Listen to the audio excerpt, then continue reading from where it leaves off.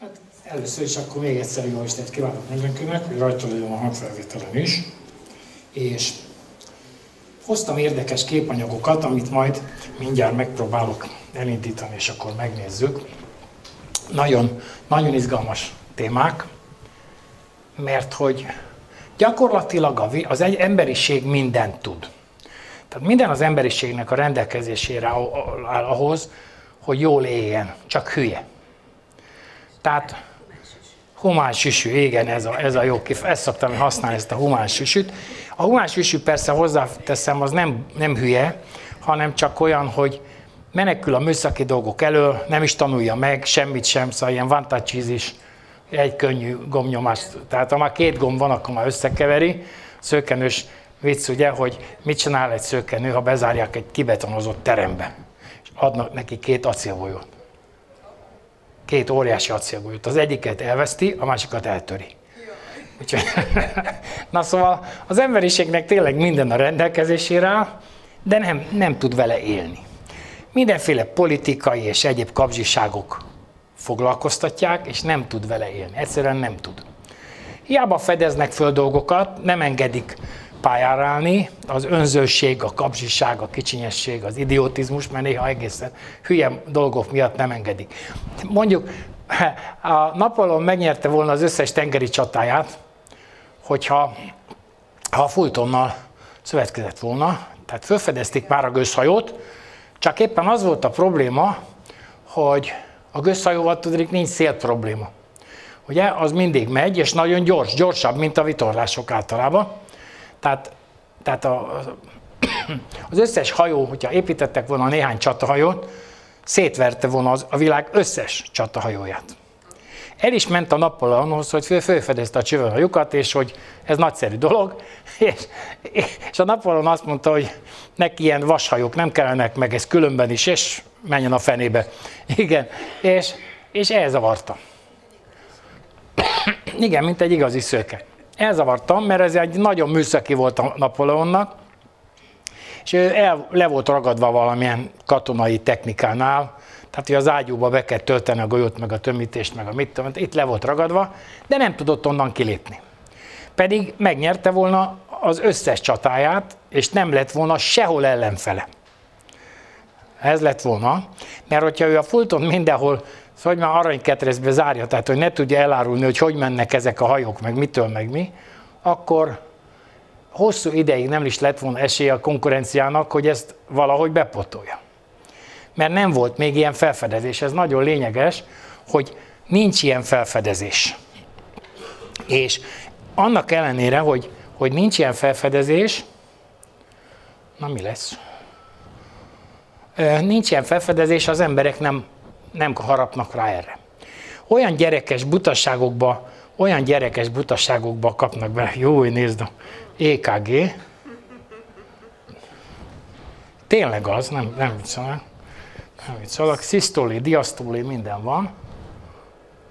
Ez a fiamnak egy speciális berendezése. Éppen a gravitációs távcsőhöz használjuk, titok. Lekapcsoljuk. Az erősítőt állítgattuk, mert ez egy olyan érzékeny erősítő, hogy látja megfogom az érzékelőjét, látja a szívzobogást. Tehát ez már úgy nem rossz. És ez a lényeg benne, hogy egy csomó olyan dolog van, felfedezés, amivel hatalmas nagy dolgokat lehetne elérni, de egyszerűen az emberiség nem képes rá, hogy ezeket felfogja. Kénytelen leszek leülni, mert nem látom minden szemüveg nélkül, és nem tudok belőle kilépni, mert itt ragaszkodik a hülyeségeihez ez a gép, de majd mindjárt. Ez se kell. Mint amikor a professzor dobálja maga mögé a műtétnél, hogy na ez se kell, ilyetten rászól a műtös, hogy professzor úr, nem boncolás, operáció. Eredetileg szekció volt, de az már nem mindenkinek közismert, tehát a boncolásra. Tehát az van, hogy fantasztikus dolgok vannak előttünk, és ezeket a fantasztikus dolgokat nem tudjuk megélni. Rengeteg ilyen van, mondjuk a Tesla iszonyatos mennyiségű dolgot fedezett már föl fiatalon. Magyarországon kezdte a pályafutását, hát meg máshol is persze, de Magyarországon komoly pályát futott be, mert hogy remélem, hogy megvan de hogy van. Nem a Tesla, hanem a kultúrcerkámat keresem. Mert a kultúrcerka ugye az arra való, hogy ezen vannak a képek, ugye? Az a köze van, hogy például a budapesti telefonközpontban dolgozott. Igen. És itt a Városligetben fedezte fel a háromfázisú motort például. Tehát azért van köze Magyarországhoz. Ő szerb volt, és ugyan sokan azt gondolják, hogy cseh, mert a Tesla gyár ugye Csehországban van, de nem. Ő egy szerb, és utána hatalmas nagy felfedezéseket, tehát természetesen tudott magyarul, mert a valamikori Magyarországról származott és tudott magyarul is. Aztán az Edisonnal dolgozott egy jó darabig, de az Edison egy végtelenül kapzsi furapali volt. Igen. Volt talán vagy 4-5 saját találmánya, és 1000-nél több van bejegyezve. Ez azért van, mert fölvásárolta ilyen, magyarosan szarér-húgyér fölvásárolta a jó szabadalmakat, kifizette $25 a feltalálót, az boldogan elszaladt, mert nagyon csóringer volt, és hogy milyen sok pénzt kapott, aztán egy pillanatokat 25 000-ért már tovább is adta a licenszet. Tehát, hogy ez igazán értett az üzlethez, ez az Edison bácsi, de a Tesla a végén ott hagyta, mert egy fura egyszerzet volt, nem kicsit fura. A legaranyosabb az Edisonnak egy olyan furasága, hogy állandóan zaklatták az újságírók, jöttek hozzá éjjel-nappal, és akkor megy hozzá egy újságíró, hogy hát azért maga egy ilyen nagy feltaláló, akkor hogy a fenében van az, hogy ilyen nagy vaskapuja volt, ilyen kovácsolt vaskapuja, hogy van az, hogy ez a kapuja borzasztó nehezen nyílik, meg csukodik. Hát kérem, az azért van, mert minden hülye újságíró, aki bejön a kapun, az fölpumpál 4 gallon vizet a padlásra. Úgyhogy a víztartályát töltötték meg fel az újságírók, amikor jöttek meg a látogatók. Úgyhogy így kell ezt csinálni. Úgyhogy, tehát azért volt benne élelmesség, mit mondjak. De most az van, hogy nagyon sok érdekes dolgot,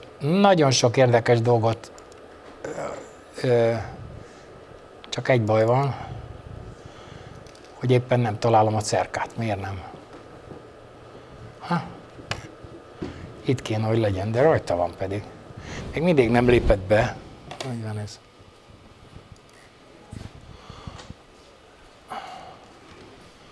Itt van, látja, jó van. Lesz belőle valami, de hogy miért ilyen hülyén jelenik meg, nem tudom, mert meg kellene, hogy jelenjen itt a felső sorban, de nem jelent még meg. Tehát a műszakrészletek nem érdekesek esetünkben, de megvan, itt van. Olyan, hogy egy kis még megérkeztek egy kis, hogy mondjam, a magyar sírásnak jön tévében hallottam, hogy mielőtt az ítéletidő megjön, mielőtt megérkezik az ítéletidő, felkészült a köztisztasági hivatal. Ez az izében volt, a Hír TV-ben hallottam ezt. Aztán utána ezt az ítéletidőt valahogy levették, mert a harmadik hírekben már nem az volt. Tehát rászóltak, hogy milyen ítéletidőről beszél, hát 9 fok meleg van, de majd jön az ítéletidő. Tehát, hogy ez szeretik túldagasztani, túlspilázni, úgy is mondjuk, hogy szeretik túldagasztani egy kissé a dolgokat, hogy most mit tudom én, a 3 centi hó esik, már ítéletidő. Hát nézd ide, ez Japánban van, ez hó. Ez hó. Na most 10 méter magas. Na most itt aztán van köztisztasági hivatal, látod? Az út majdnem, hogy csonttiszta, megy a busz, és nézd meg, ugye? Na, de látszik a buszról, hogy milyen magas a hófal. Hol van itt ítéletidő? Nézd meg ezt! Ott látszik a busz fölött, még 5 busz elférne, olyan magas. Úgyhogy 4 méter magas a busz, hát 5x4 az 20. 20 méter magas hó. Na, ezt is kiássák. Akkor meg miről beszél ez a sok ilyen szélhámos? Mert tudod, hogy ahányszor tél volt, mindig lenyilatkozták, minden évben láttam rádióban annak idején, aztán utána már tévében is, minden évben lenyilatkozták a köztisztasági hivatal, hogy ők felkészültek. És van só, meg van minden, és akkor majd szórják, és leesik 10 centi hó, vagy 5, már nagy halál van, már napokig nem lehet járni a városba, csúszkálnak az autók, a buszok, és mit. Na most hát ahhoz képest azt mondom, hogy hát gyerekek, ezért ez az ítéletidő egy kicsit más ítéletidő, mint amit mi megszoktunk. Szóval ugye ez egy picit más. És itt még nem takarították le rendesen, lehet látni, ki is tették a vészjelző bójákat a buszoknak, hogy inkább ott menjenek. Na most erre mondom azt, hogy na jó, itt már van valami, és ez már valami. Hát ilyen ítéletidő szerencsére nálunk nincsen, de azért mutattam nektek, a 20 méter vastag hó, az azért már mondható. Mondhatnák, hogy ítéletidő, a japánok nem mondják. Letakarítják, azt annyi. Természetesnek veszik, hogy télen esik a hó. De ott ennyire sok, a Hokkaidónál fönt ilyen sok esik. Csak azért hoztam nektek ezt el megmutatni, hogy ez az ítéletidő. Tehát visszatérve, ígértem nektek, hogy egy kicsit belemegyünk az időszerkezet tanába, ami nem lesz túl egyszerű, de mégis nagyon érdekes. Majd mindjárt elköveti magát ez a vacak. És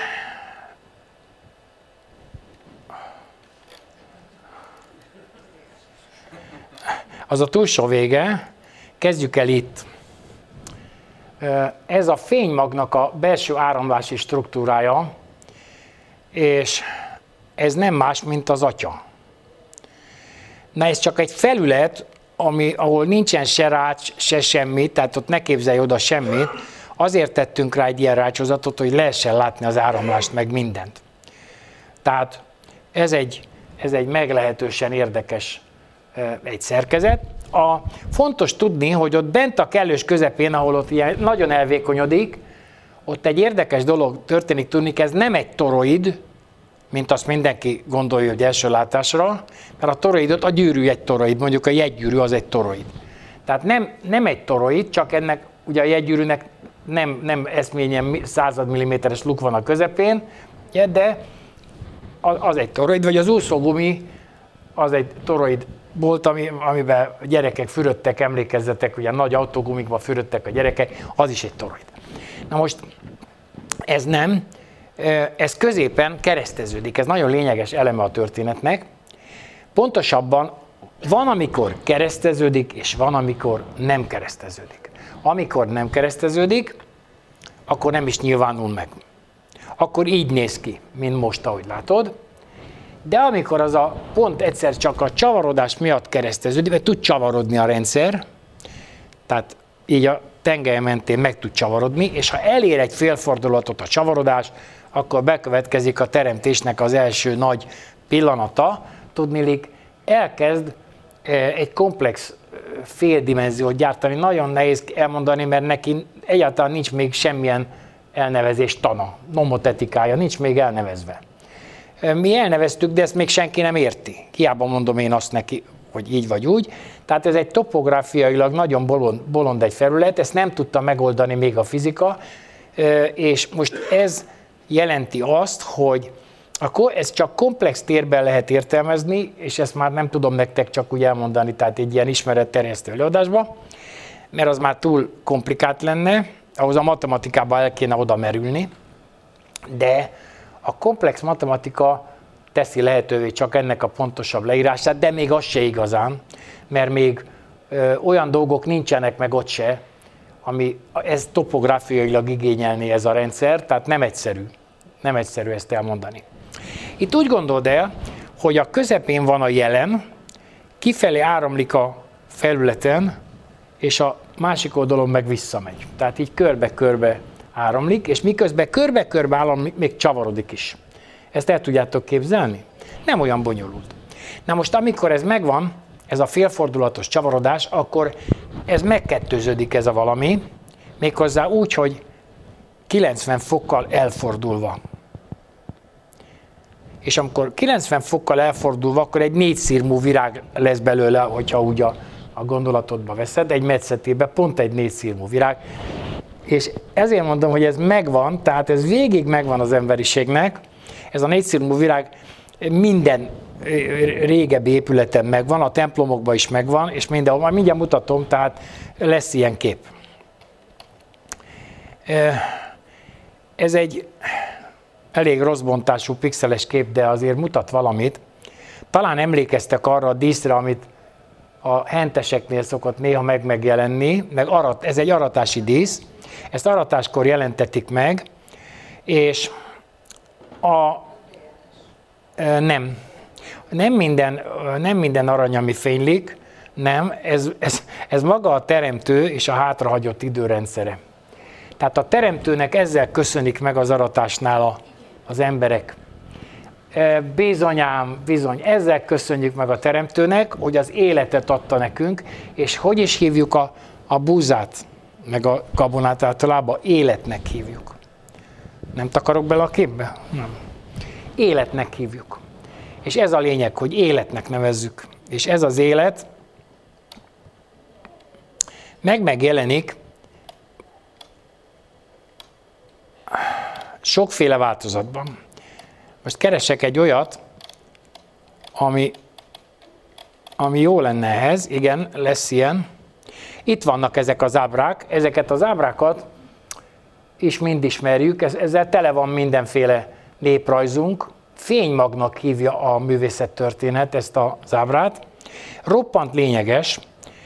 Kétféle ábrázolás van. Hát ez ugyanaz persze, mint a baloldali, meg a jobboldali, csak el van fordítva, de ennek nincs jelentősége. De ez másképp néz ki. Azt gondolhatnád, hogy ez egy másik ábra. Nem, ez egy másik metszete. Tehát a másik metszete így néz ki, majd azt is meg fogom nektek mutatni. És nézzétek meg, hogy ez mind díszítőelem, meg szellőzőjük, meg mit tudom, mindenféle formában rajta van. Árulnak ilyen kekszet is, meg árulnak, itt a Praktikerben láttam ilyen lemezeket, amin ilyen alakú lukak vannak. Ami azt gondolod, hát az csak szellőzőjük. Haver, nagyon érdekes történet, mert hogy oda idézi magát az Istent, a te vacak deszkád. Tudnélik, a hasonló vonzza a hasonlót. Tehát a formai hasonlóság oda vonzza a formai hasonlót. És miután ez az atyára való rezonátor, ezért ez bizony megjelenik teljesen nyilvánvalóan, mint erő a lakásodban. Nem tudod, hogy miért olyan jó ott lakni, meg miért szeretsz ott lakni, meg ezeket nem tudod, mert a képzetlen nem tudja, sőt el sem hiszi, hogy azért jó. Azt mondja, hogy mert ott az erkély, mert ott a mit tudom, szóval valamit materialista dolgot keres, és ahhoz kapaszkodik, de hogyha ezt a butorát kidobja, elkezd neki egyszer csak olyan hiányérzete lenni, hogy mi a fene van valami, eddig olyan jó volt itt. Nem fog rájönni, 100 élete van, nem jön rá, mert nem is gondol erre. És ez benne az érdekes, hogy ott van előtted, de nem hiszed el, hogy ez fontos. Nézd meg, hogy majd mindjárt megkeressük, ezek már ilyen szerkesztések, de majd mást akarok most megmutatni nektek. Ez is ehhez tartozik. Itt van, hogy lehetne ebből szálat csinálni. Úgyhogy sorba rakok ilyeneket, és az benne az érdekes, hogy egy síkot is lehet belőle természetesen csinálni, az a lepedő. Felváltva létezik a kettő, a piros és a kék nem egyszerre létezik, hanem ellenütemben. Az ellenütemben az azt jelenti, hogy egyáltalán nincs a létezésben, amikor a másik. Ezek felváltva léteznek, ezt hívjuk úgy, hogy túlvilág. Mert túl van a jelenen.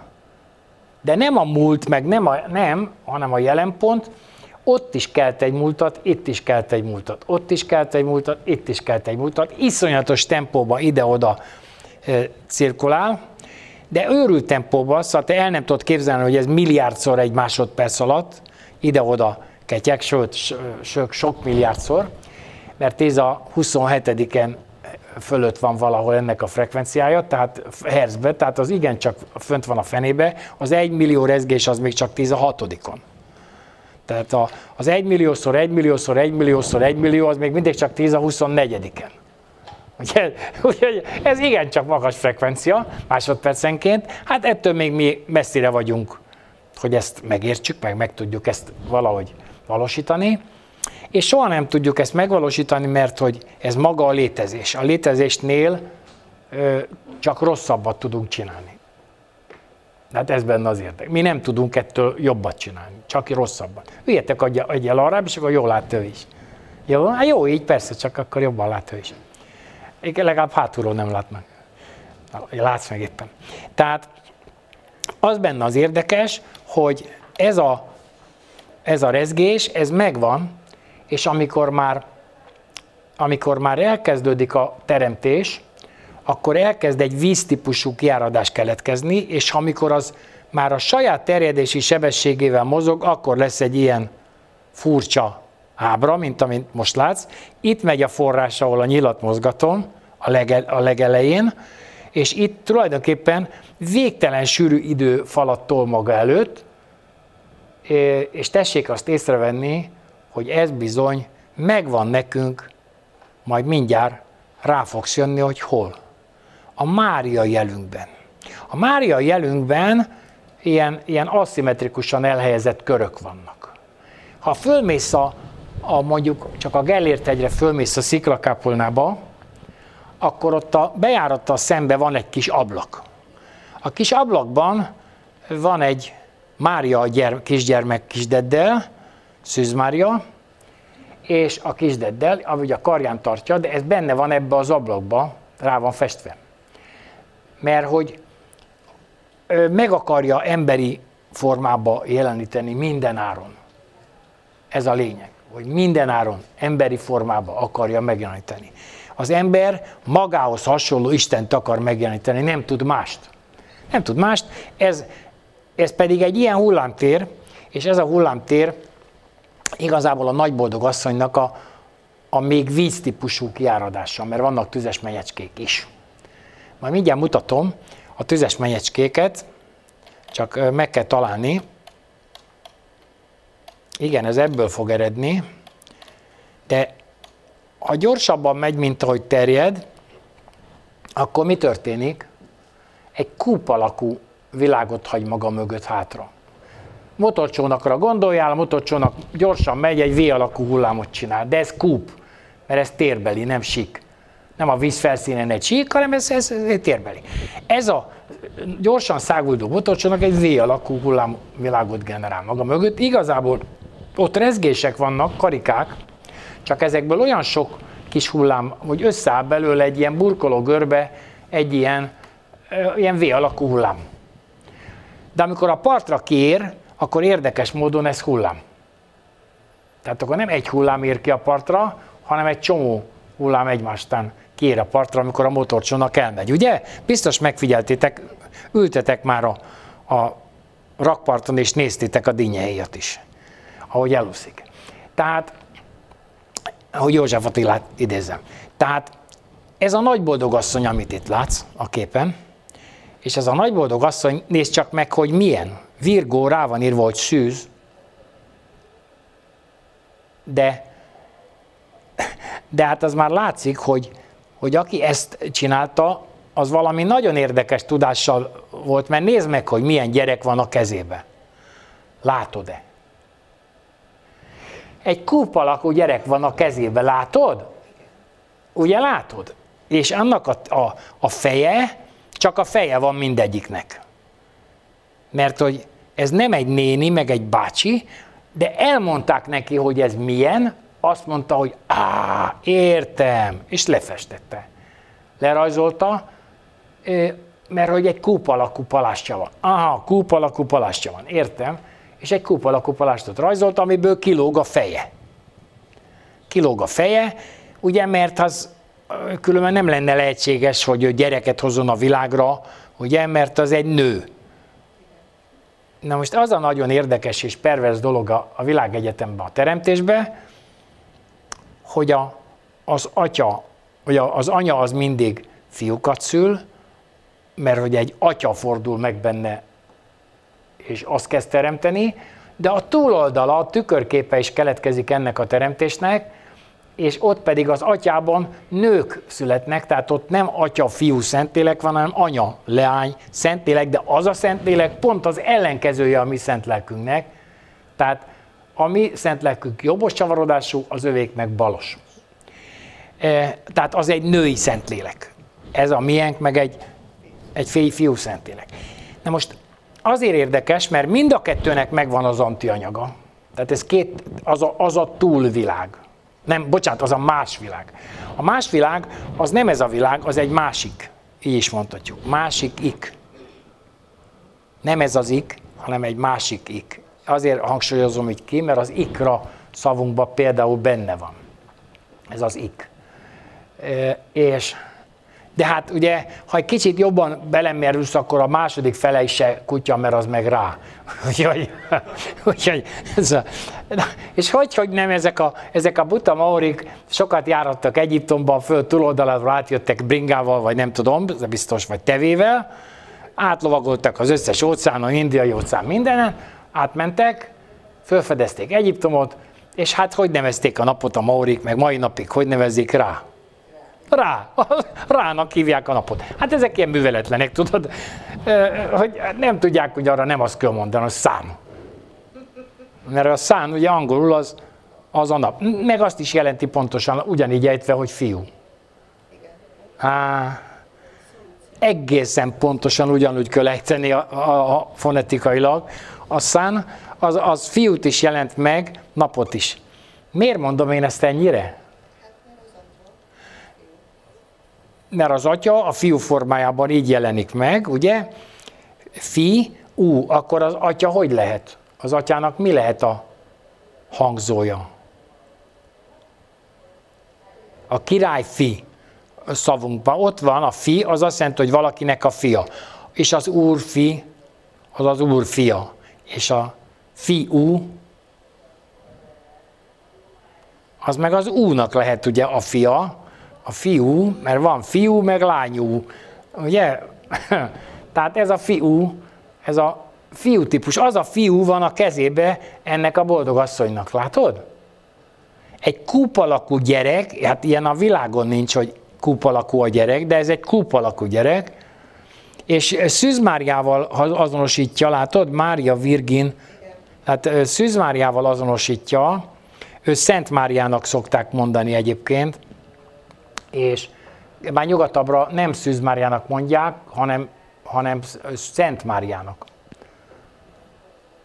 Tehát ez a Szent Mária egyébként valóban szent, nekem a világon sem, tehát nehogy azt hitt, hogy én ezzel gúnyolódni szeretnék, még véletlenül se.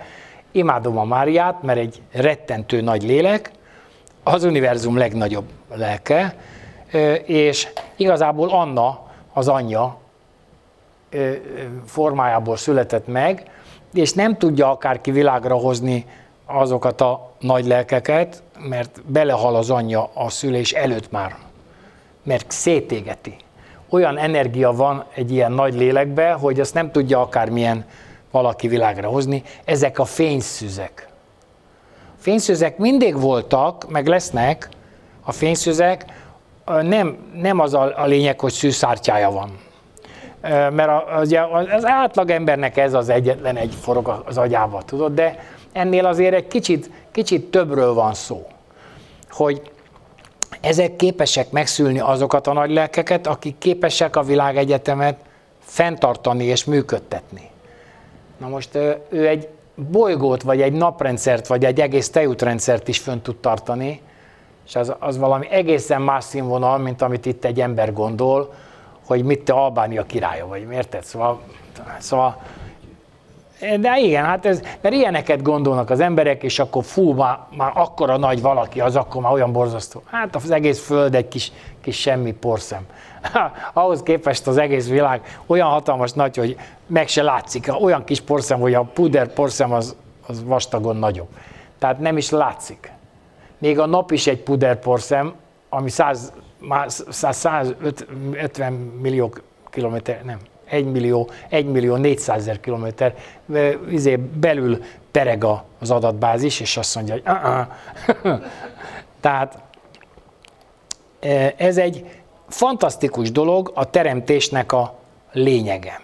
Amikor az atya és az anya egymásban rohan, létrehoznak egy ilyen csavarodott felületet, de ez egyik nézetében így néz ki, a másik nézetében pedig egy kör, ami hol ide van elcsúsztatva egészen, hol oda, hol ide, hol oda. Egy csigaháznak a metszete, ez egy csigaház alakú tér, de itt most ne egy egyszerű éti csigára gondolj, de térbelire. És ez a fantasztikus, ilyen elemekből keletkezik, ezek a tűzelemek. A tűzelemekben mindennek megvan a neve, tehát abszolút helyén van minden. Ez az idő szerkezet tanából származik, ez 3-szoros fénysebességgel megy, ezek a rajzok a Kocsis Ferinek a rajzai. Ő egy nagyon régi tanítványom, ő rajzolgatta ezeket, az interneten megtalálod őket, az Esemény Horizontot ő szerkeszti. Leszakadt a rendszerről, de attól ő még ért hozzá, szóval ő az, aki pontosan dolgozik. A többiek azok nem foglalkoznak a mélységeibe. Van néhány olyan, aki beavatott, a többi, hát az nem. Az általában elszaladt a proletár bajok után, vagy a pénz után. Tehát vele szaladnak ezekbe az életnek a nagy maflásaiba. Igen, hát ez benne van. És ezek leszakadtak a rendszerről, pedig nagy tehetségek voltak, nagyon sokra vihették volna. De hát itt nincs pénz, mert itt nem arról szól az egész történet, hogy mennyi pénz van, nem arról szól. Ezt hobbiból csinálta mindenki, de abban a pillanatban, hogy egy fiatalember ugye eljut abba a korba, akkor ő neki meg kell nősülni, nincs mese, és akkor amikor már nője van, az meg aztán egész nap magát legyezteti, ott aztán nincs mese, ott az reggeltől estig magát legyezteti, ide szaladj, oda menj. A nők nagy rabszolgatartók, ehhez nagyon értenek. Na most nézd meg az elnevezéseket: farvíz, mélypont, tűzvonal, toronyvíz, toronyzóna, alkotó, a külső palástját ugye alkotónak nevezzük, fenékzóna, jelenpont, az itt megy a legelején. Tehát ez egy jelen, ami ciklikusan kiáraszt gömböket magából. Gömböket, ez nem kör, hanem gömb, csak metszetében mutatjuk, és ahogy kiárasztja magából, egy ilyen idővilágot hagy maga mögött. Azért van köztes szünet, mert hol itt van, hol ott van. Itt ez még nem látszott, de itt most már látszik, hogy felváltva létezik a kettő. Figyeld meg, hogy van itt egy érdekes zóna, ez a zöld. Ezt hogy hívják a művészettörténetben? Megvan a művészettörténetben, ez a teremtésnek a zónája, nagyon fontos. Mandorla. Ugye? Megvan a mandorla, majd mindjárt megmutatom, Jézus köpenyén, itt van. Ezt hívják mandorlának, nézd csak. Ez a barackmag alakú valami, ugye, és mindig ilyenben ábrázolják Jézust, vagy nagyon sokszor. Ilyenben ábrázolják Jézust, és a sasarc, az ember arca, stb. Ezek itt megvannak az Isten 4 arca a 4 sarokba, tehát ez nem teszi kétségessé, hogy az Istenről próbáltam neked egy képet mutatni, ezt ugyan tiltotta a Biblia, de mit rajzol az ember? Magához hasonlót, és kész. Jó, lejjebb tudom csúsztatni, hogy egy kicsit jobban lássad.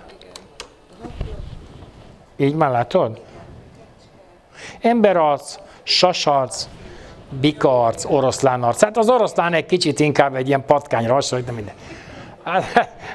Tengeri malac, egyáltalán nem néz ki patkány, de nem látott oroszlánt, úgyhogy ez az ember soha életében kezd rajzolni, nem látott oroszlánt, valamennyire tudott rajzolni, sast látott, bikát látott, embert látott, de oroszlán nem látott, mert Európában rajzolhatták, és nem túl sok oroszlán rohangált akkor Európába, és állatkertek meg még nem voltak. Úgyhogy akkor még nem lehetett megnézni, meg nem volt internet sem, mert most beírod, hogy oroszlán, azt már látod is, hogy néz ki. De ez akkor még nem volt. Na most nagyon érdekes, jellegzetes, nézd meg mindig, a Jézusnak az aurájában egy kereszt van. És mindig ilyet látsz, és a valóságban is. Tehát az érdekes, ha találkozol vele, akkor is látszik ez a kereszt, igen. Igen. Sőt, a kezén a sebek is látszanak. Látszik. Még most is látszik. Nagyon érdekes. És ez a mandorla, ez a teremtési zóna, ez mindig benne marad a nagy anyában. Ez a nagy anya, az nagy méretet jelent ilyen értelemben. A nagy anyában marad benne ez a teremtési zóna, itt külön ki van emelve mondjuk egy ilyen teremtési zóna. Itt erről szimmetrikusabb van, itt már nem igen szokott teremteni, de a Ferike ezt emelte ki, hát jó. És ez abból keletkezik, ugye, hogy egy időrendszer impulzusai belemetszenek egymásba. Ha megnézed, úgy alakul ki ez, hogy itt van egy kör, és itt egy másik kör. Nem, ez. És ezek itt belemetszettek egymásba. Több idő van jelen ugyanott. Amikor a vízelembe belemegyek, csak úgy tudok belemenni, hogy gömbök vannak, a gömbökbe úgy tudok belemenni kintről, hogy 0, 1, 2, 3, 4, mert a legkülső felületén terjed a legelső pillanat, a nulladik pillanat, az ott megy kint, és az egész felületen a nulladik pillanat megy, tehát ott nem csak a belsejében, ott nem találsz ilyet, nem a jelen a nulladik pillanat. A Minkowski oda próbálta a nullát tenni, de nem ott van a nulla, a legkülső felületen van a nulla, és az a legelső pillanat, amikor keletkezett ez az időrendszer, és elkezdett terjedni, annak az egész felületén gyakorlatilag mit látsz? Azt a pontot látod, de az egész felületen egy pontot látsz, de azt a kezdő pillanatot látod, bármelyik részét nézed, az egész gömb felületen egy pont van. Na ezt nem lehet megmagyarázni. Tehát van ilyen a fizikában, szingularitás az a neve, pontszerűség. De nem tudnak vele mit kezdeni, mert ez egy ilyen nagyon agyament dolog, gondold végig, hogy egy gömb, ami pont. Érted? És az egész dimenzióvilágot nagyon rosszul határozták meg, és a mai napig rosszul van meghatározva, szaladnak ilyen geometriai butaságok után, mert a geometriába bele vannak szerelmesedve, de hát a geometria is egy nagy marhaság. Láttál te már, a pont az ugye nulladimenziós. Na most, ha én elhúzok egy pontot, akkor mi lesz? Egy nulladimenziós, egy semmilyen vastag szál. De az semmilyen vastag, ugye? Mert ha nulladimenziós, az azt jelenti, hogy semmilyen vastagsága nincs, nulla vastagság. Húzom, egy nulladimenziós szálat kapok. Ha elhúzom oldalra ezt a szálat, egy nulla vastag felületet kapok, és hogyha elhúzom fölfelé az egész felületet, akkor kapok egy olyan kockát, ami semmiből áll. Ugye? Hát gondold végig, hogy akkor az egész geometriánk egy ilyen, futunk az álmaink után, vagy nem tudom micsoda, de ez butaság. Ráadásul iszonyatosan rosszul bevittek minket az erdőbe, ugye, mert nekünk az euklidészi geometriát tanították csak, de nem mondták, hogy ez egy speciális eset. Igen. A háromszög szögeinek az összege 180 fok. Bemagoltuk. Ugye ezt úgy bemagoltuk, mint a vízfolyást. Az összes lány bólogat. Mert azok szeretnek magolni. Na de mi történt? Mert akkor már biztosan tudja, mert bemagolta, és akkor ő már nem téved. Na, kivéve amikor.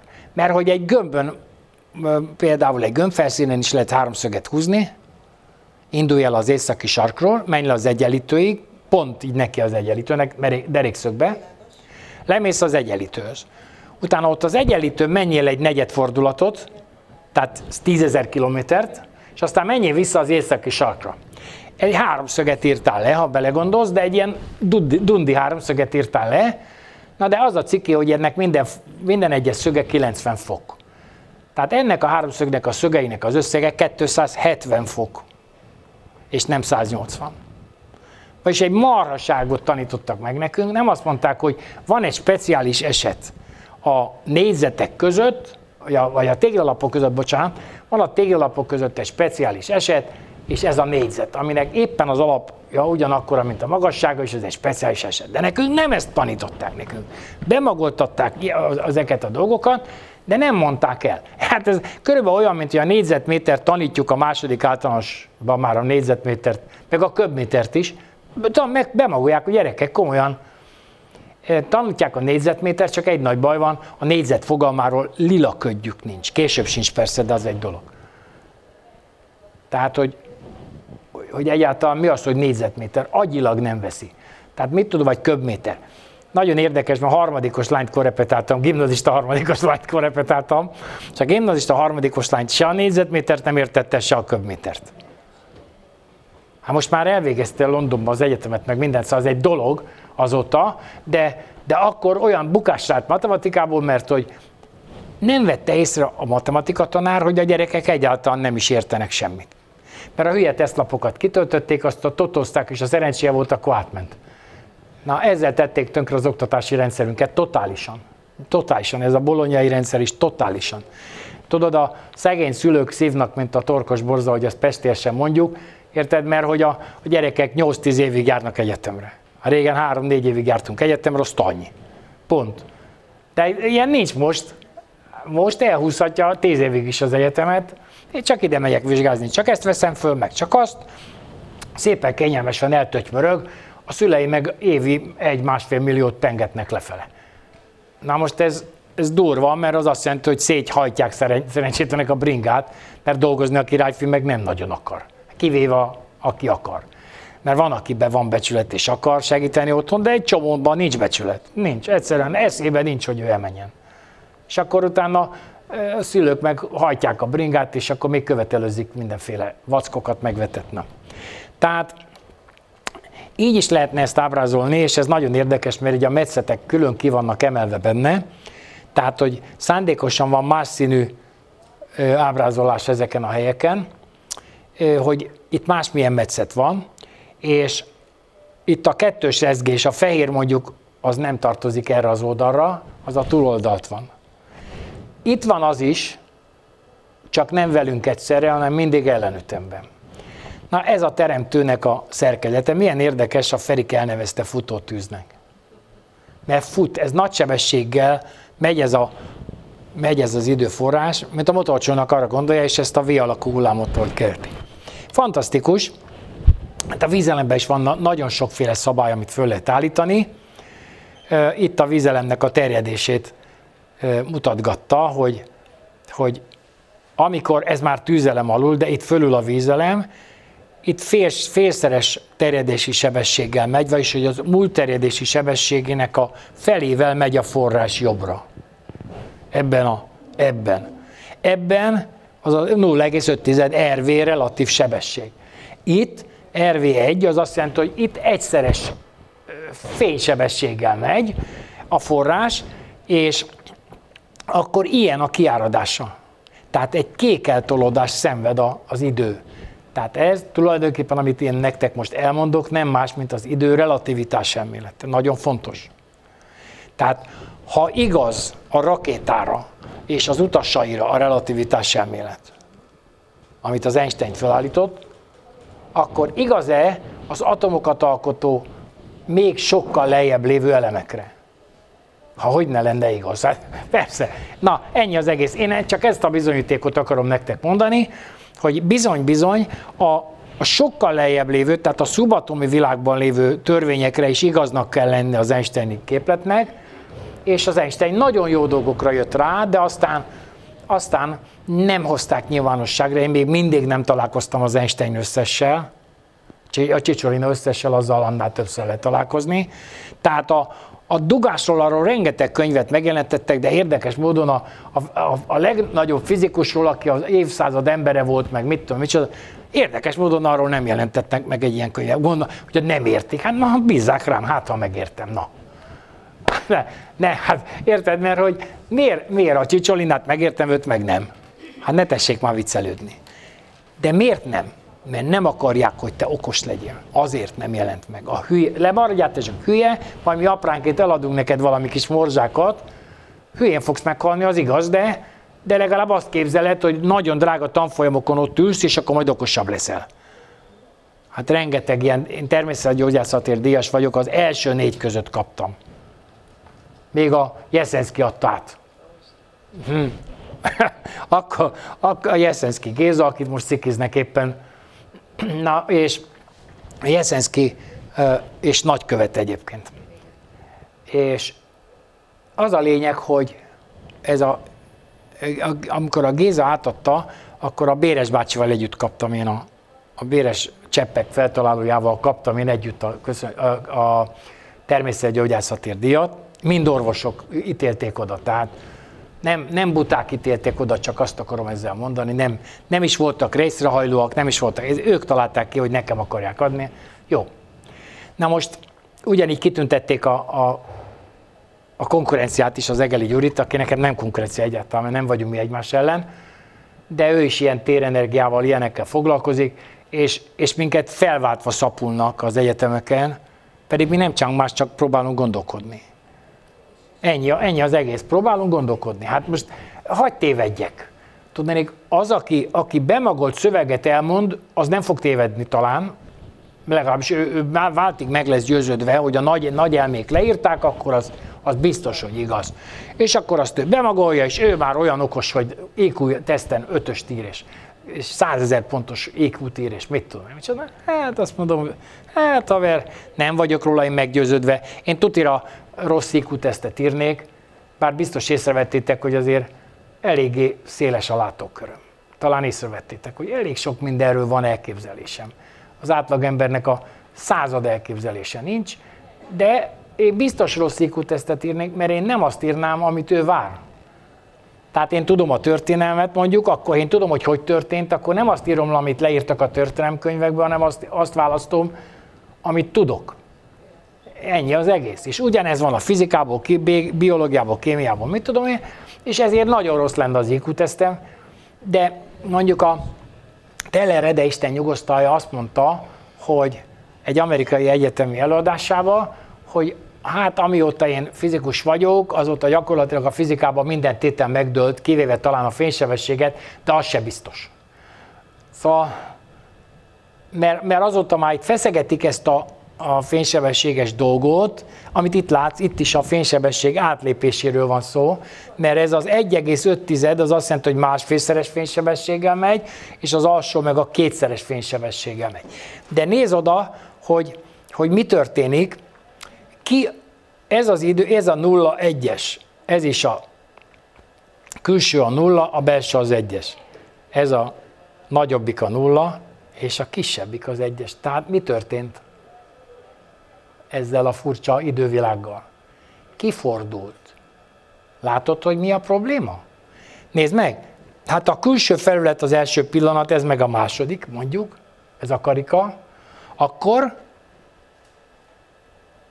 itt még belül van, itt találkozik ugyan egy felületre kerültek, egy pontba szinte kerültek ezek az időfelületek, tehát a nullás és az 1-es időpillanat egy helyen van, de itt már ez a nullás a nagyobb, ez hátrább került, mert ez jobbra megy, hátrább került, mint a következő.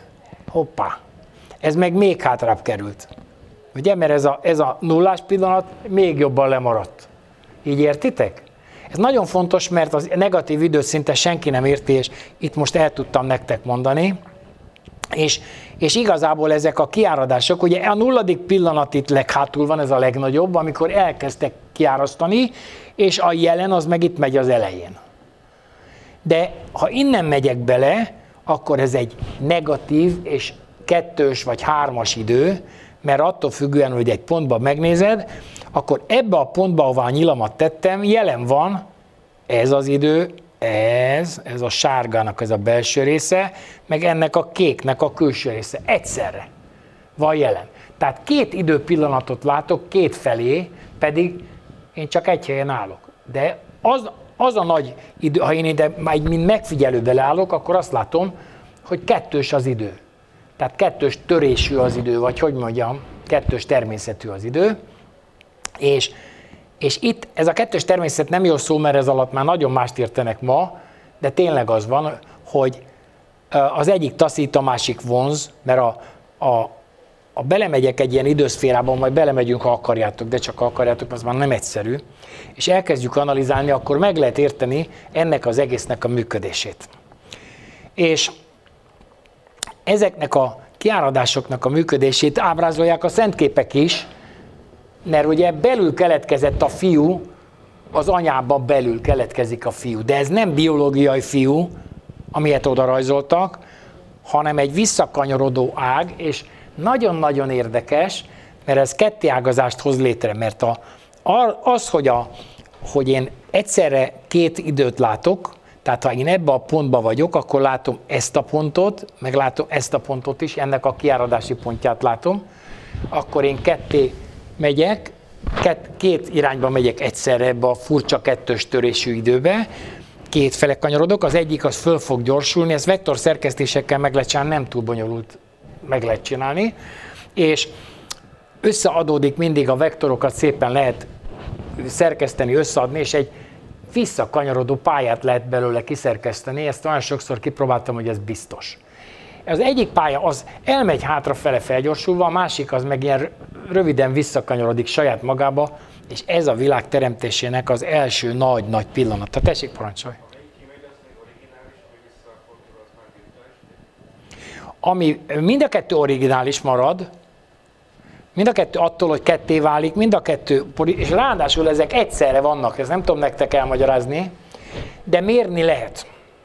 Méri a fizika, tehát vannak rá mérések, EPR, arra kell rákeresni, és akkor meg fogod találni, EPR, Einstein, Podolsky, Rosen. Ezek hárman ezzel már kísérleteztek, és tépték a hajukat. Tépték a hajukat, mert a fénysebességnek a 100 milliárdszorosával mennek ezek a jelenségek, legalább, de hát nem tudjuk már mérni. Tehát mit tudom, 100 milliószoros, nem milliárdszoros, csak 100 milliószorost mondtak most, mert hogy a mérési határunk ott van, hogy ennél már rövidebb időt nem tudunk lemérni, és ezért azt mondták, hogy legalább annyival kell, hogy menjen az a jelenség. Na most ez ugye nem fog ám fölrúgni, mert az van, hogy hát nem lehet átlépni a fénysebességet. No, igen, tömeggel bíró dolgok nem lépik át. És mi a bolondság? Ezek a fénykvantumok fénysebességgel mennek, amikkel ezt mérik. Kettévágnak egy fénykvantumot, iszonyatos gyors elektronikus kapcsolóval kettévágják, az egyik fele erre megy, a másik fele arra megy. Na de miért érdekes ez? Ha én elviszem arra mondjuk 100 métert, meg ezt is elviszem arra 100 métert, és oda teszek egyszer csak hirtelen elé egy elektronikus sebességű polarizátort, akkor az a nagyon érdekes, hogy a már 200 méterre lévő két fénykvantum darab egyformán fog polarizálni. Tehát azt nem polarizálta a kutya se, csak ezt, értitek? Nem emlékszik, nem, egyszerre vannak. Tehát akkor is egy fénykvantum marad, akármilyen messzire, akár 1000 fényévre elvezettem, akkor is. Ezt még nem tudjuk ugye lemérni, de mert erre még nincs lehetőség, de már 25 kilométeres mérésről már hallottam, ahol ezt bizonyították, tehát már 25 kilométerre elvezették, Bécsben egy 800 méterest, a Duna felett csináltak egy 800 méteres mérést, a Bécsi Műszaki Egyetemen, és Genfben pedig csináltak egy 25 kilométeres mérést, és ott is a jelenség ugyanakkor történik. Hát a fizikusok tépik a hajukat, káromkodnak, és mindenféléket olvastam, szóval nem szépen beszéltek. A csetelésben néztem, hogy anyáznak nagyon, mert nem jönnek rá, hogy mi a losszart tudunk mi fizikából. Mert hogy a fenébe lesz ott azonnal a jelenség. Tehát hogy polarizálódik azonnal, nem fénysebességgel, mert azt már nagyon jól tudja mérni 25 kilométerre. Hát már 100 méterre is nagyon jól tudom mérni a fénysebességet, sőt, még én is tudom, hát egy olyan 10 méterre már nagyon jól tudom mérni a fénysebességet. 10 méteres távolságban. Hát az már, és akkor 25 kilométerre is azonnal. Mert hogy a két fénykvantum, akkor is egy fénykvantum marad, ha kettévágom, és szétvezetem a két darabot. Na ez az, amivel nem tudtak mit kezdeni, pedig ez a világ létezésének az egyik nagyon fontos alapja. Aki ezt érti, az kezdi már érteni a világot. Aki ezt még nem érti, az anyázni kezd, mert persze, hát mit tudna csinálni szerencsétlen, ha nem tudja megoldást. Tehát ugye nem tudja megoldást, és ő a lótökén a csomó, képzeli magáról, ugye, hogy ő a legnagyobb fizikus, meg a mit tudom én kicsoda, és akkor kiderül, hogy szart se tud fizikából, mert ez a valami megmondja neki, hogy haver, nem így működik a fizika. Mindig így volt. Hát mindig így volt, nehogy azt mondják, nem így volt. Mindig így volt. És minden tudományban így volt. Teljesen mindegy, hogy az biológia, kémia, fizika, mindig így volt. Volt egy ilyen feltaláló, a feltaláló az feltalált valamit, föltalált oda, ugye? Feltalált oda az Istenhez, és akkor föltalált valamit, mert az Isten a fejébe súgta, hogy kisfiam, hát most már csináld már meg a szentségét, ezt a 2 meg a 2 az 4, hát ne szórakozzál már. És akkor rájött, hogy jaj, de okos vagyok, 4. Ugye? Mert ő azt képzeli, hogy ő találta ki, hát nem ő találta ki, hanem eszébe jutott kintről. És nézd oda, ez egy érdekes ábra, 2 külön könyvben találtam meg, angol nyelvű könyvben, azt már én írtam valahogy Tisztító tűz hegye, mert az van odaírva alá angolul, Tisztító tűz hegye, és akkor mutatom nektek, itt vannak a zónáknak az elnevezései magyarra fordítva. Legtetején egy pont a földi paradicsom. Na miért is az? Parancsolj! Bele logok? Jó, arrább megyek, hogy ne logjak bele. És az a lényeg, hogy nézd csak oda, felső purgatórium, Késóvár, a falánk a Kapzsi. Alatta a lusta, alatta az alsó purgatóriumba a haragos, az irigy gonosz, a gőgös kevély, és itt van egy Peter's Gate, egy Péter kapuja, a Péter kapuja alatt pedig az van, hogy kielégítés, megnyugvás, bűnbánat, töredelem, beismerés, és akkor alatta van egy ilyen előcsarnoka a purgatóriumnak, az a tisztított tűz. De hát ez a tűzelem, amit most nézünk, a tűzelem belső világát ilyen jelzőkkel mondja el. De ezek a jelzők nem dugásról szólnak, meg Késóvár, meg mit tudom én, dehogy is, hanem hogy a Késóvár az azt jelenti, hogy ott az egy nagyon erősen, agresszíven egymásra kanyarodó rendszert hozhat létre, a másik már lusta. Tehát az a 4. párkány már lusta. Az már szedi a viagrát, azt akkor sem megy neki. Az már lusta.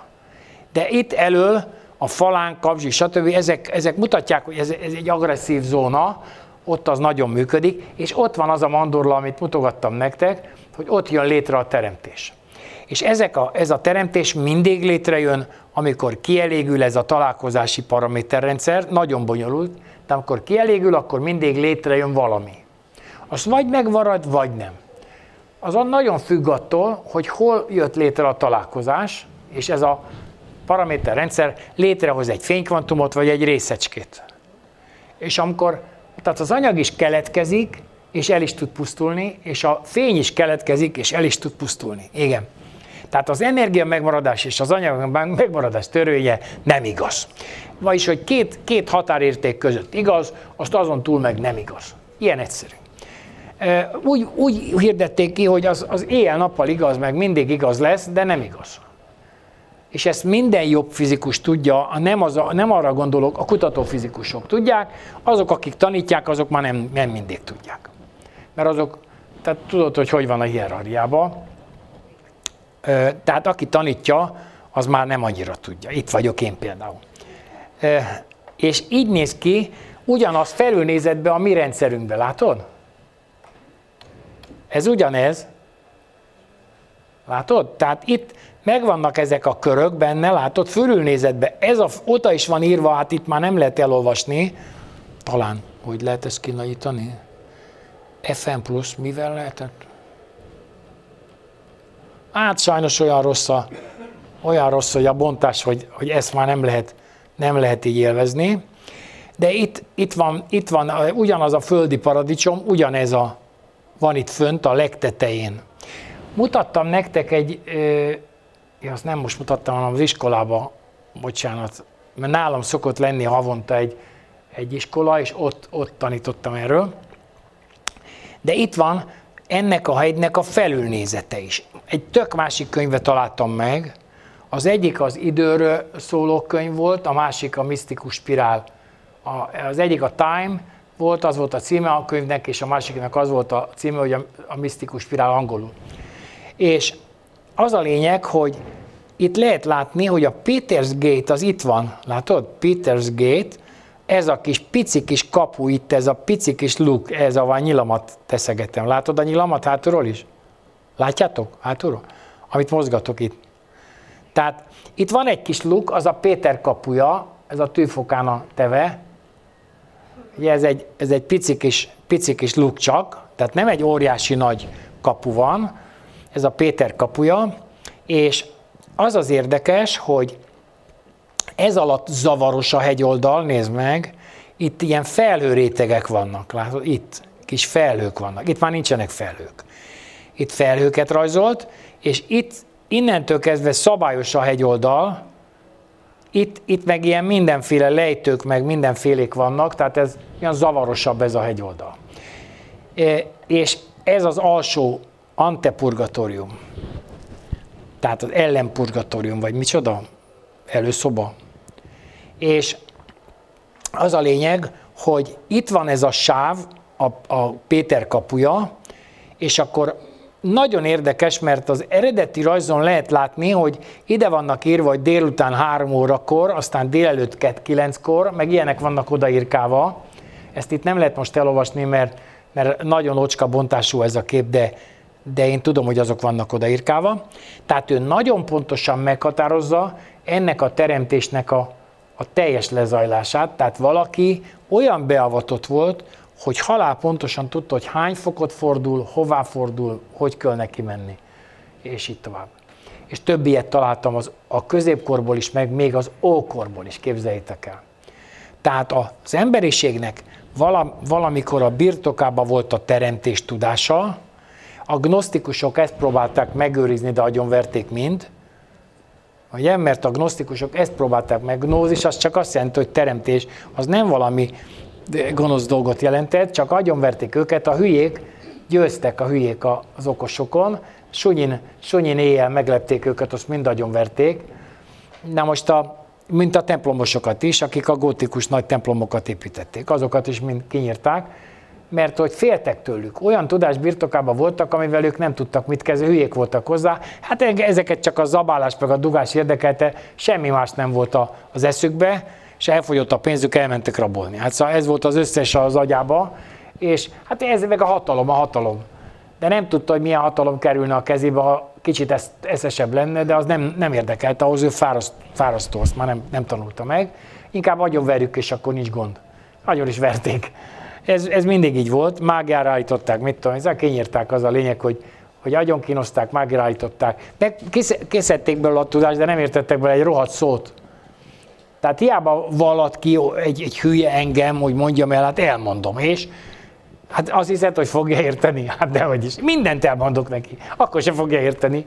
Mert azt nem úgy mondod el, hát bárhogy mondom, akkor se tudja megérteni, mert azt hiszi, hogy az 2 nap alatt meg lehet érteni, mert olyan, ezért egyszerű. Ha ez a hülye tudja, akkor én is fogom tudni. Beképzeli magát. De hát nem fogja tudni. Volt olyan kollégám, hogy kiváltottam a kisipart annak idején, már 2 éve kisiparos voltam, és 10-szer annyit kerestem, mint a fizetésem. És néhány kollégám elkezdett, akkor már fölbátorodtak, és akkor elkezdtek utánozni. Azt belebuktak sorba néhány ember, hogy azt hitte, hogy azt olyan egyszerű csinálni. Elment tévét szerelni, mert este elmentem tévét szerelni. És akkor, na jó, de hát a tévészerelés az nem annyiból áll, ahhoz azért némi tudás is kell, hogy pláne egy színes tévéhez, mit tudom én, és akkor azt hitte, hogy ezt 5 perc alatt ő megtanulja, meg hát egyébként is ez a hülye tudja, akkor én is tudom. Hát nem tudta. És így kezdődött, és minden baj így szokott kezdődni. Tehát itt van a mi szerkesztésünkben ugyanez, és itt is megvannak ezek a zónák, a teremtési zónák, és a teremtési zónákkal kapcsolatban ugye nem véletlenül hoztam én nektek föl őt, ugye, a nagy boldogasszonyt, ez a nagy boldogasszony. A nagy boldogasszony az nem azonos a Szűz Máriával, mert ők összekeverik, mert a biológiai Szűz Mária is nagyon nagy tiszteletű, de az más, ő egy fényszűz, aki megszülte Jézus testileg is, világra hozta, de csak vegyétek észre, hogy a szán nem véletlenül mondtam, hogy ugyanúgy mondja a napot, meg ugyanúgy mondja a fiút, egyáltalán nem véletlen. És a figyelmetlenek benne felejtették a Bibliába, mert hogy írtották belőle a tudást minden létezhető módon, mindig korszerűsítésnek nevezte a kiírtást. Hát én megnéztem, az ige szó az vagy 160-szor szerepelt az első változatban, még a Septuagintában talán többször is, már a Vulgátában megtaláltam még vagy 160-szor, a Szent István társulat fordításában még 4-szer megvolt. De abból 2-szer volt eredeti értelmében, 2-szer pedig beszéd értelmében. Tehát a ige hirdetés az már egész mást jelent, hogy én az igét hirdetem, az Isten tanításait elmondom nektek, szó szerint ez az ige hirdetés, és ez teljesen mást jelent, mint az ige kiáradása.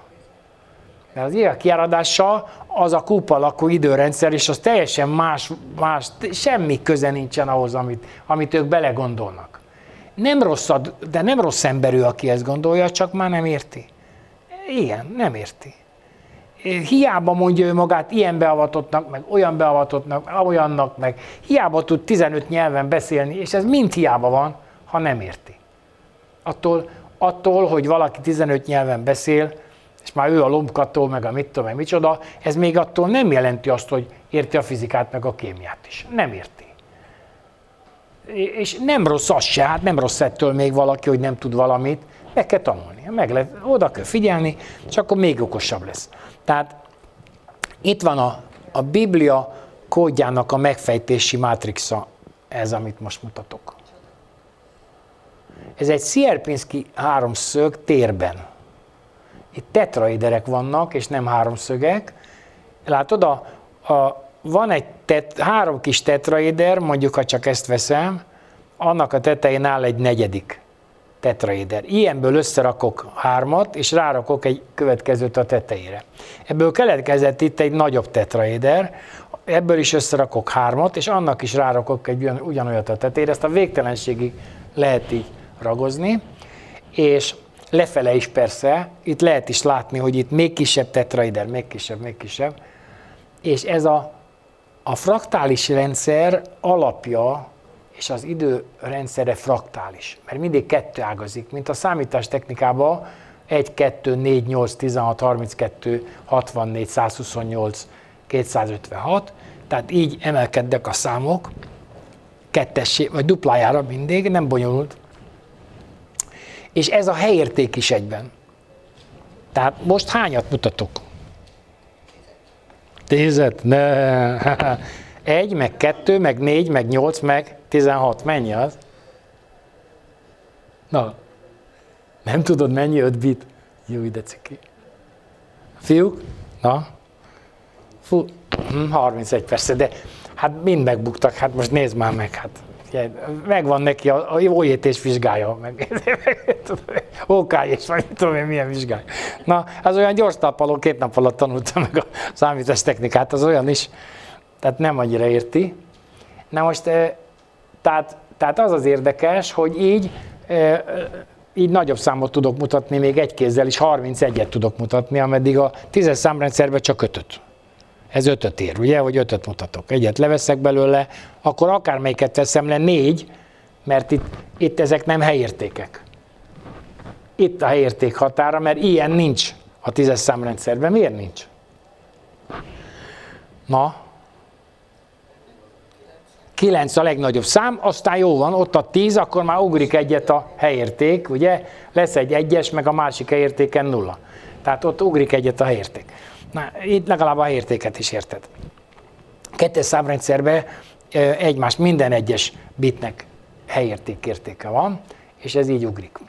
Na most az a lényeg, hogy, hát ez még bonyolult, az a lényeg, hogy ilyen ékszereket is, órát is csinálnak, és így tovább. Tehát itt a gyémántot tudja ő értékelni az egészben, tudod, mert ez a lényeg, hogy a gazdagság, a gyémánt, ami egy darab szén, a gyémánt az egy darab szén, csak fölértékelődött, de ugyanolyan szén, mint amivel tüzelsz a kályhában, vagy a lócitromban is olyan szén van, csak ott egy szerves vegyületbe van beépülve, de nem másmilyen az a szén sem.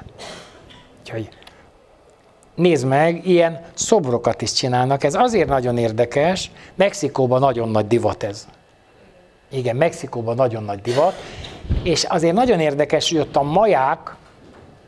maják kavarnak, akik már természetesen nem rendelkeznek azzal a tudással, mint valamikor, de még a néprajzukban itt-ott fölmerül, és csak meg egy kicsit ijesztően hasonlít a magyar Szent Koronára, ugye a 4-es szimmetriájával, igen, és az a lényeg, hogy ez is egy ilyen palást ábrázol, mert a boldogasszonyt ő így ábrázolja, és a fej az nagyon lényeges elem benne, a keze nincs egyiknek se, a lényeg a fej. Miért? Mert ez a forrás értelmes. Tehát az a parányi pici forrás, ami az atomnál is 100 milliószor kisebb, már értelmes. Na most ez egy jó dolog, ez azt jelenti, hogy az univerzumnak nincs olyan pontja, ami nem értelmes. Tehát fordítva van, mint hogy az emberek gondolják. Az emberek magukból indulnak ki. Én vagyok a lótökén a csomó, én vagyok a legokosabb, a legszebb, a legnagyobb, mindenben én tudom a legtöbbet, és így tovább. Hát azért csak úgy mondanám, hogy egy majom is lever téged, csak jobban szedd össze magad. Mert lever, tényleg van egy csomó lever. Azt a csimpászt láttad, amelyik leszedte a képernyőt? Nagyon durva, nagyon durva. Így leszedi a képernyőt. Tehát 10 számot így fölvillantanak neki ennyi időre, és hibátlanul megérinti, csak fehér kockák vannak, hibátlanul sorrendben megérinti az összeset. Sorrendben. Nem az, hogy hol volt, hanem 1, 2, 3, 4, tehát ismeri a számokat, hibátlanul megérinti, és 10-szer gyorsabban, mint te. Ja, és többet. Na most komoly gyakorlatozásba kellene lenni, mint a versenyre akarnak elni a csimpánzzal.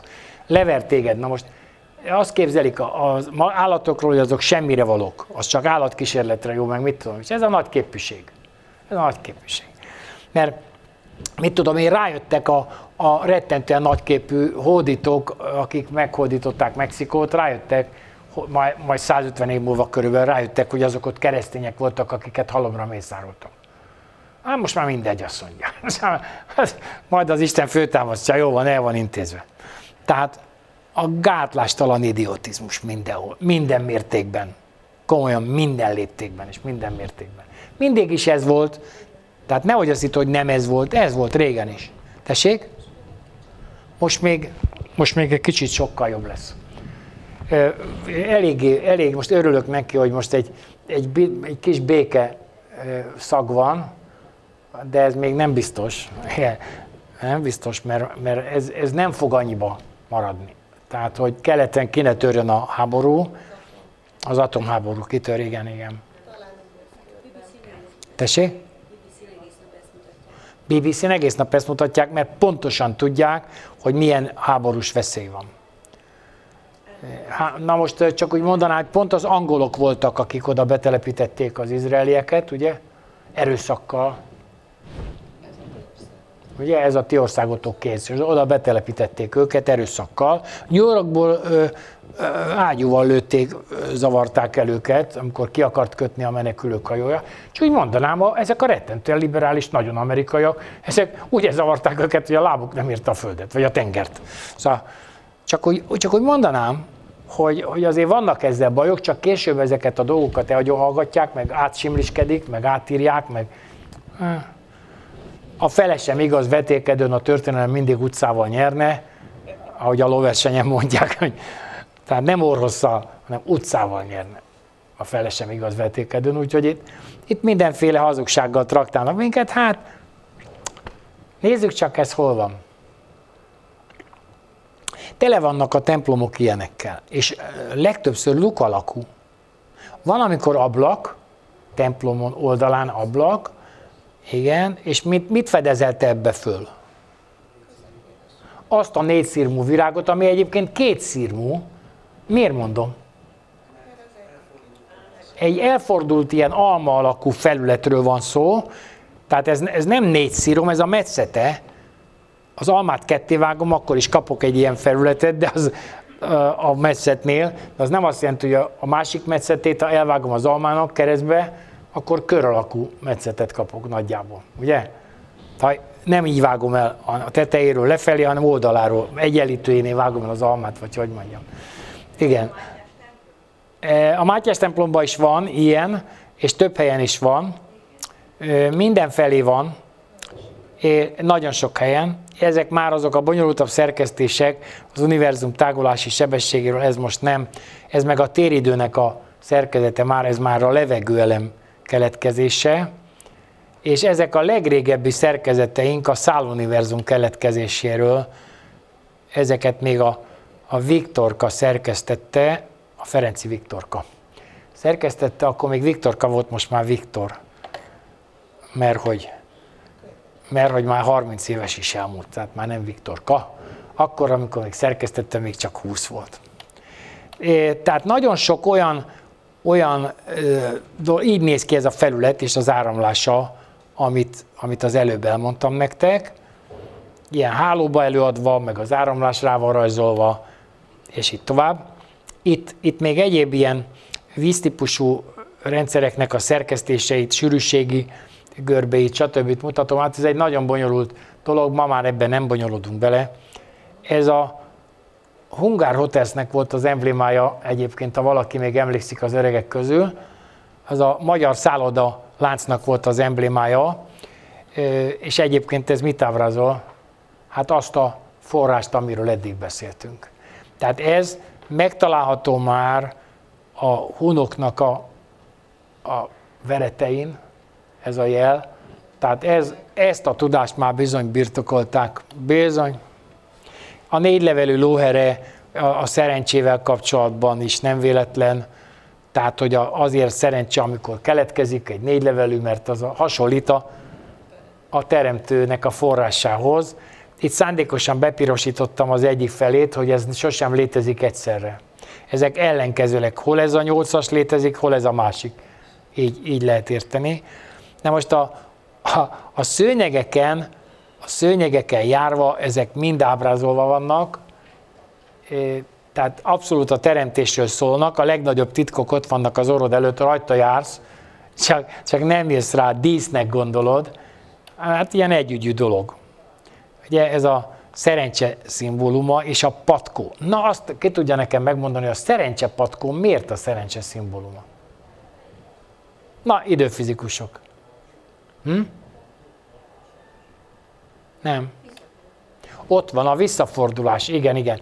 Tehát az az útvonal, ahogy a teremtő egyik ága visszafordul saját magához, az pont egy patkó alak. És innen van a szerencse patkó, mert azt mondja, hogy a Bráma jobbján ott ül a fortuna, vagyis hogy a szerencse. A Bráma jobbján. Miért mondja, hogy a Bráma jobbján? Mert a téridő jobbos. A mi téridőnk jobbos. És ezért mondja, hogy a Bráma jobbján. Ezért van, hogy Jézus Krisztus jobbján ülnek majd a jók. Érted? Tehát mindennek megvan az értelme, nagyon pontos értelme. Hát már nem értik, sokkal egyszerűbb világot próbálnak maguknak csinálni, meg is csinálják, olyan is lesz. Tehát a végén le van minden értelem takarítva róla, és akkor marad egy ilyen kiszáradt csontváz, és akkor sír, hogy milyen unalmas a világ. Hát na, náhogy unalmas, olyanra csináltad, haver. Hát, hogyha azt hiszed, hogy majd a tanulás elől elmenekülhetsz, akkor azt mondom neked, hogy hát, aki tanul, az hülye, de aki nem tanul, az is marad. Úgyhogy ez a lényeg. Na, van-e valami kérdésetek? Még van 5 percünk a szünetig. Nem járt le. Valakinek az idő lejártak is. Nagy boldogasszonyról? Persze, hogy lehetne. Mindenről lehet. Mert tulajdonképpen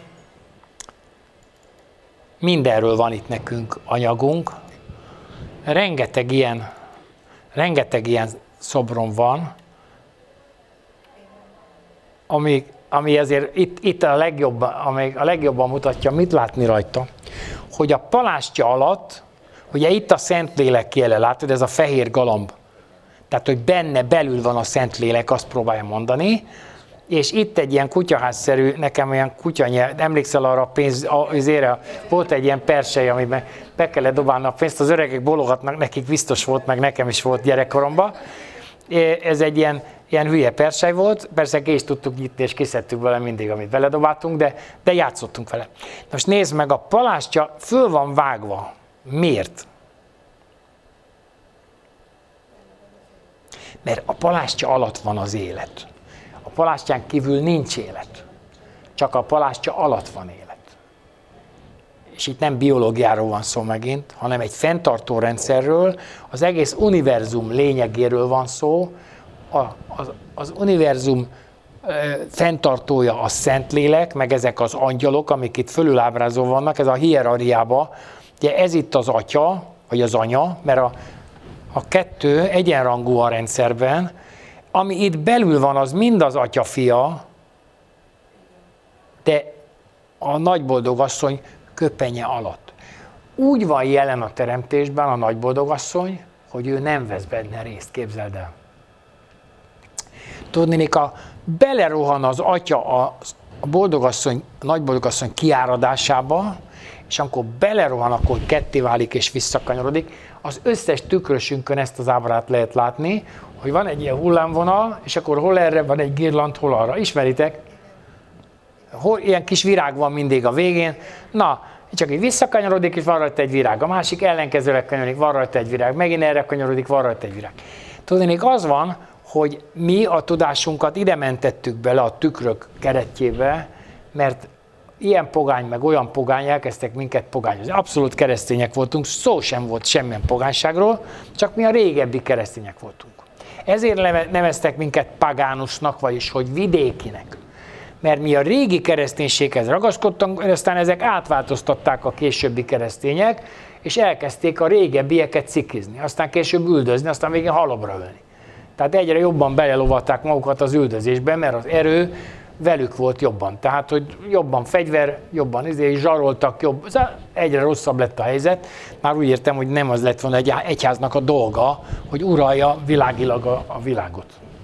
És akkor egy darabig uralták a világot, a világilag is, hát ebből aztán mindenféle bajok lettek. A végén aztán vissza is húzottak a maguk rendszerébe, bár még mindig a 6. leggazdagabb rendszer a Vatikán a világon. Tehát az összes pénzhatalmak közül a 6. leggazdagabb. Tessék? Hol a lóvé? Mindenhol szétosztva, szóval sok helyen van a lóvé. Nagyon nagy pénzek fölött rendelkeznek, el sem tudod képzelni. Meg arany fölött, meg ilyenek. Szóval nagyon sok fölött. Nem, én műkincsek, de a lényeg az, hogy pénzbe is, tehát átváltható, vásárlóértékre átváltható arany, gyémánt, amit pénzé lehet tenni, olyan is van, rengeteg pénz is. Na most itt visszatérve, alatta a nagyboldogasszony palástja alatt van az élet. És minden az atyából keletkezik. Nézd meg, hogy szinte mindenhol csak egy arc van, meg egy köpeny, de a köpeny mindig a fejét is beborítja. Látod? Mert hogy ez a köpeny az ő kiáradása igazából. Tudják, hogy ezt így kell csinálni, és nézd, csak vízkereszt van a tetején, nem tűzkereszt. Tehát egyenlő a keresztnek minden szára, ez a vízkereszt, vagy amit akartok. Igen, és ez a vízkereszt van a tetején, ilyen vízkereszt van a katolikus templomokban is itt-ott, de csak itt-ott, de lehet látni. Lehet látni, mondjuk a Mátyás templomban is láttam ilyet, a gyóntatószék tetején láttam egy, és pont a Mária oltár alatt van, vagyis hogy ez már nem igazán oltár, de az ablak, az aszimmetrikus ablak, ami igazából a Mária oltár része volt, most már csak egy gyóntatószék van alárakva, és a fióoltárt már le is bontották.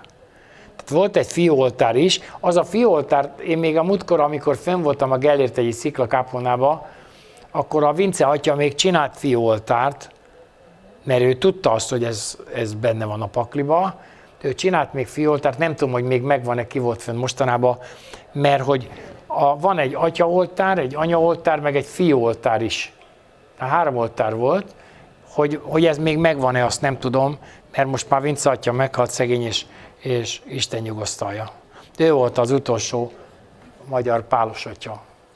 Most már csak a lengyel pálosok vannak. Hát ott is vannak, akik beszélnek magyarul, meg mit tudom én, de hát a Vince atyát az majdnem agyonverték a végén már. Nagyon nem csinálta semmi rosszat. Az öreg, igen. Na nézd meg, ja nem ezt a nénit akartam, de a nők szoknyája is ugyanezt jelenti. Tehát a sok szoknya, amit hordtak az asszonyaink a magyar népviseletben, mit ábrázolt? Nem is kellett annak sokszor az orvoshoz menni. Mert hogy a nagyanyával, vagyis a teremtővel rongyokból készült rezonátor volt a nőn. Tehát a derekára volt kötve 13 szoknya, fodros, keményített szoknya, és az így kitartotta pont olyanra, ha megnézed, pont ilyenre tartotta ki. Nézd meg, hogy ezek mindig ugyanazt ábrázolják, Mindig ugyanazt ábrázolják, azt a formát, hogy a nő, annak a méhéhez volt pont a forrás helye. Oda ment a legnagyobb energia. Ja, hát ezek a nők, ezek megszültek 10 gyereket, aztán nem jajgattak, meg nyivákoltak egyután. Figyelj, ezek úgy szülték a gyerekeket, ja, most ilyen agóniát csinálnak belőle, na jó, de hát ne vicceljetek már.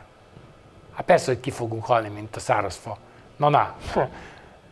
Mert a nők harmada már egyáltalán nem is szül gyereket, meg szétgyőzi magát, aztán egy gyerek után elválik, meg szétgyőzi magát otthon.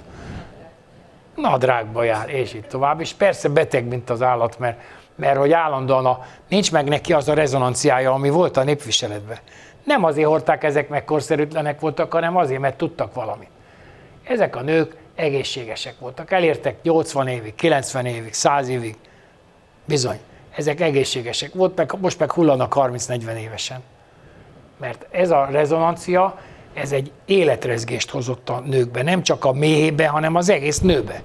Olyan életrezgést hozott bele, amitől tele volt élettel. Egészséges volt, azt a baktériumokat, lószar lapátolhatta, akkor se volt semmi baja neki. Érted? A losszant a tehénszarral keverhette kézzel, akkor se lett neki semmi baja, most meg hozzányúl így valahol, dob egy hátast. Érted? Mert szedi ezt a sok vackot, amit rábeszélnek a tévék, hogy így fertőtlenítsen, úgy fertőtlenítsen, úgy szétfertőtlenítsen, gyerekeket is szanaszét fertőtlenítik. Bolondok, komolyan, teljesen bolondok, beveszik ezeket a marasságokat is. Mert a propaganda az propaganda. Ha nagyon sokszor elmondják, akkor az propaganda, működni fog. És hát tönkre teszik magukat, mondom se kell. Mert azért nézd meg egy öreg színésznőnek az arcát, csak úgy mondanám.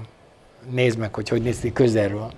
Én jó fészeklubban tag voltam egy kis ideig, és hát kérlek szépen láttam az öreg színésznéket, érted ott? Hát most mit mondjak? Látszott, hogy olyan a pofája, mint a repedezett sziksó. Tehát teljesen szét volt repedezve a sok festéktől. Na most azok a nők, akik így a kőpuderrel szétpuderezték a pofájukat, nézd meg majd, hogy fog kinézni. 40 évesen már úgy fog kinézni, az országút.